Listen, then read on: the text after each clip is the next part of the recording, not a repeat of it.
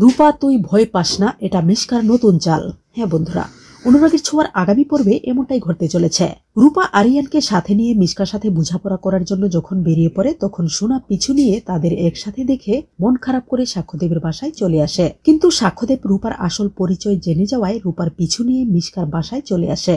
এদিকে রূপা মিশকাকে কোথাও না পেয়ে যখন একটা আলমারি একটু ফাঁকা দেখে খুলে ফেলে, তখনই ভেতর থেকে হাত বাঁধা অবস্থায় মিশকা পড়ে যায়। রূপা চমকে যায় মিশকার এই অবস্থা দেখে, কারণ রূপার মনে হয় মিশকাকে কেউ মেরে এভাবে রেখে গেছে।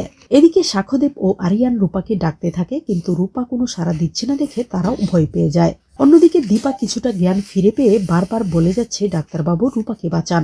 দীপার একই কথা বারবার শোনায় সাক্ষ্যদেবের মা ভাবেন দীপা মনে হয় জেনে গেছে জয়ী তার রূপা, তাই আমার মনে হচ্ছে রূপা কোনো বিপদেই পড়েছে। তাই তিনি দেরি না করে সূর্যর কাছে সব বলে দেন। সূর্য অবাক হয়ে যায় সাক্ষ্যদেবের মায়ের কথা শুনে। সূর্য চিৎকার করে বলতে থাকে, দীপা তুমি তোমার রূপাকে ঠিক চিনতে পেরেছ, কিন্তু আমি পারিনি। সূর্যর এমন চিৎকারে দীপার হঠাৎ করে সম্পূর্ণ জ্ঞান ফিরে আসে।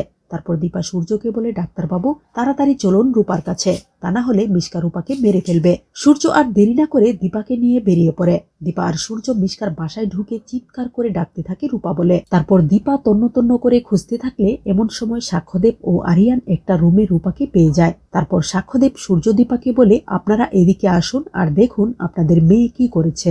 মিশকাকে মৃত বেশে পড়ে থাকতে দেখে দীপা ও সূর্যও অবাক হয়ে যায়। সূর্য রূপাকে জড়িয়ে ধরে বলে, মা এটা তুই কি করলি? রূপা বলে, বাবা মা তোমরা বিশ্বাস করো আমি কিচ্ছু করিনি। তারপর দীপা কিছু ভেবে রূপাকে বলে, রূপা তুই ভয় পাস না, এটা মিশকার নতুন চাল।